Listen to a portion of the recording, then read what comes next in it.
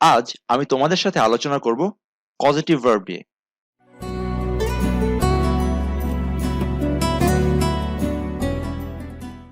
Positive verb বলতে মূলত কি বোঝায়? আমরা বাংলা একটা শব্দের সাথে পরিচিত যে প্রযোজক ক্রিয়া। পজিটিভ ভার্ব বলতে মূলত বোঝায় প্রযোজক ক্রিয়া।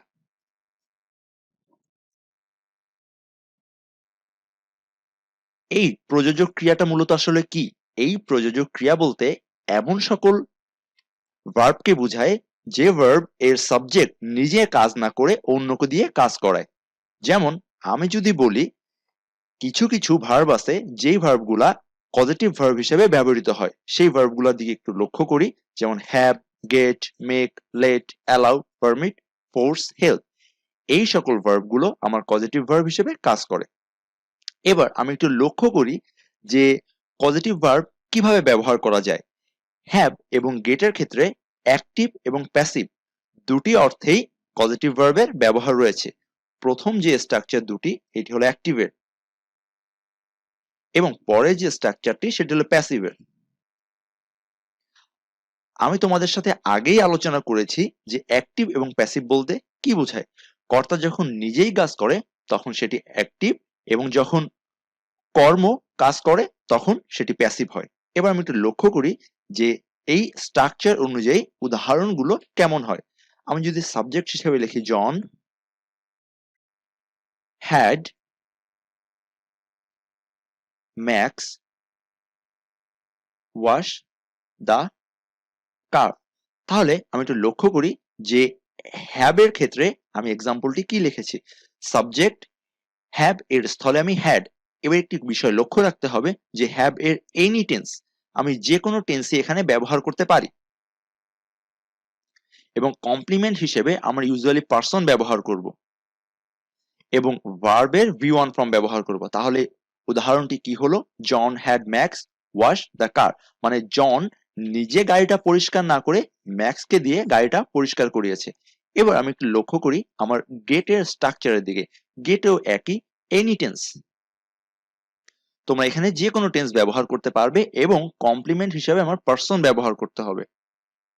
তাহলে উদাহরণটি দেখি। আমি যদি এই উদাহরণটি আবার লিখি তাহলে কিভাবে লিখতে পারি?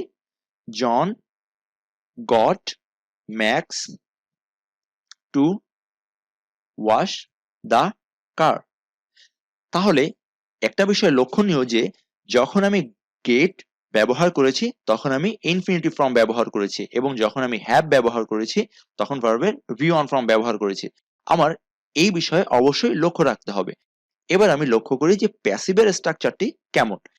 প্যাসিভের স্ট্রাকচার মূলত সাবজেক্ট হ্যাভ অথবা গেট, এই স্থলেও any tense,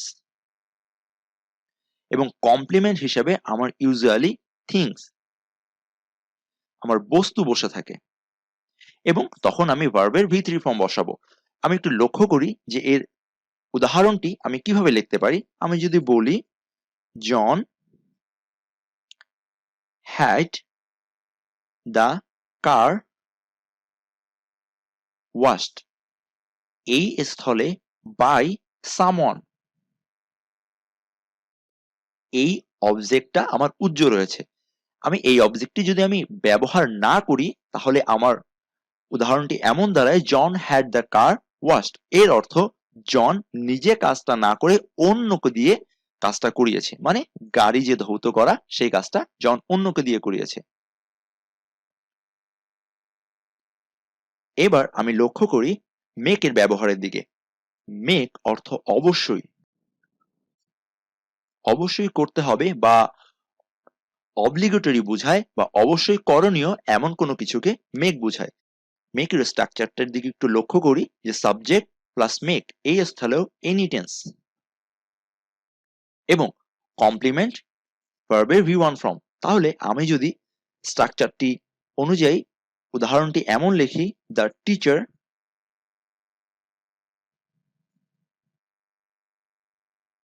makes the students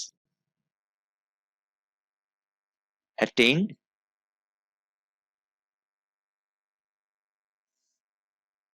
the class. তাহলে এই ব্যাপারটি আমি কিভাবে দেখি যে উদাহরণটি এমন দাঁড়াচ্ছে যে teacher make the student attend the class. এর অর্থ টিচার ছাত্রদের বাধ্য করেছে এই ক্লাসে উপস্থিত থাকার জন্য। তাহলে এতে বোঝাই গেল যে এটি একটি বাধ্যবাধকতা বা অবশ্যই করণীয় এমন কোনো কাজ বোঝাচ্ছে। এবার আমি একটু লক্ষ্য করি যে লেটের স্থল। আরেকটি বিষয়, যখন তুমি এখানে subject third person singular number ব্যবহার করবে তখন এখানে অবশ্যই ভার্বের সাথে এস বা ইয়েস ব্যবহার করতে হবে। এবার আমি দেখি লেটের ক্ষেত্রে সাবজেক্ট প্লাস লেট কমপ্লিমেন্ট ভার্বের ভি অন ফর্ম। তাহলে এর উদাহরণটি আমি কিভাবে লিখতে পারি? আমি যদি লিখি Max let his son swim in the pond. তাহলে ব্যাপারটি কি দেখা যাচ্ছে যে Max let her son swim in the pond. তাহলে এই সুইম যে ব্যাপারটা, সেই সুইম আমার ভার্বে ভি ওয়ান ফর্ম ব্যবহার করেছি। এই হিজ সন এটি থার্ড পারসন সিঙ্গুলার নাম্বার থাকা সত্ত্বেও আমি ভার্বের সাথে এস অথবা ইএস কিছুই যুক্ত করিনি। তাহলে এই বিষয়টি আমার লক্ষ্য রাখা লাগবে, যখন আমি পজিটিভ ভার্ব ব্যবহার করব তখন আমার ভার্বের যেই ফর্মটা থাকে ঠিক সেই ফর্মটাই আমি ব্যবহার করব। আরেকটি বিষয় লক্ষণীয় যে লেটের কখনো এনি টেন্স হয় না। এনি টেন্স কখনো লেটে হবে না, কেননা লেটকে পাস্ট বা পাস্ট পার্টিসিপল করা যায় না। এই বিষয়টি অবশ্যই লক্ষ্য রাখতে হবে। এবার আমি একটু লক্ষ্য করি আরো কিছু পজিটিভ ভার্বের দিকে। Allow, permit, force. এই অ্যালাউ, পারমিট এবং ফোর্স যদি পজিটিভ ভার্ব হিসেবে ব্যবহৃত হয়, এরপরে আমি কমপ্লিমেন্ট ব্যবহার করব এবং ভার্বের ইনফিনিটিভ ফর্ম ব্যবহার করব। তাহলে আমি এক্সাম্পলটি কি লিখি? যদি লিখি আমি my mother allows me to go out। তাহলে মাই মাদার এই স্থলে সাবজেক্ট, কিন্তু এই সাবজেক্টটা বাহিরে যাওয়ার কাজটা করছে না, কাজটা করছে কে? মি। মানে আমার মা আমাকে অনুমতি দিল যে বাইরে যাওয়ার। তাহলে এই স্থলে এই সাবজেক্ট কাজ না করে আমার এই সাবজেক্টই কাজ করেছে। এটি মূলত পজিটিভ ভার্বের মূল কথা। এবার আমি লক্ষ্য করি হেল্পের দিকে। হেল্প এমন একটা ভার্ব যেই ভার্ব আমার ভি ওয়ান ফর্ম এবং ইনফিনিটিভ ফর্ম দুটাই নিতে পারে। তাহলে আমি একটু লক্ষ্য করি, আমি যদি লিখি Rahim help John to do the work, অথবা আমি টু ডু এর স্থলে ডু দ্য ওয়ার্ক ব্যবহার করতে পারি। তাহলে হেল্প একমাত্র পজিটিভ ভার্ব যে ইনফিনিটিভ এবং ভার্বের ভি ওয়ান ফর্ম যে কোনো একটিকেই নিতে পারে। এবার একটু লক্ষ্য করি পজিটিভ ভার্বের আলোচনার শেষে আমরা মূলত কি বুঝতে পারতেছি। হ্যাভ, মেক এবং লেট এর স্ট্রাকচারে আমার ভি ওয়ান ফর্ম ব্যবহার করা হয় এবং গেট, অ্যালাউ, পারমিট, ফোর্স এই ভার্বগুলোর ব্যবহারের স্থলে আমি ইনফিনিটিভ ফর্ম ব্যবহার করব এবং হেল্প যখন আমি ব্যবহার করব তখন ভি ওয়ান অথবা ইনফিনিটিভ যে কোনো কিছুই ব্যবহার করতে পারবো। এবং এই have, make, get, allow, permit, force এবং হেল্প এই ভার্বগুলো আমার এনি টেন্স হয়, কিন্তু লেট আমার কখনো এনি টেন্স হয় না। এনি টেন্স হয় না, এই ব্যাপারটি আমার লক্ষ্য রাখতে হবে। এবার আমি একটু লক্ষ্য করি যে এই have, make, let, get, allow, permit, force, help এই ভার্বগুলো ছাড়াও আমি কিভাবে অন্য সকল ভার্বগুলোরে পজিটিভ ভার্বে পরিণত করতে পারবো। আমি যদি বলি দ্য টিচার টিচেস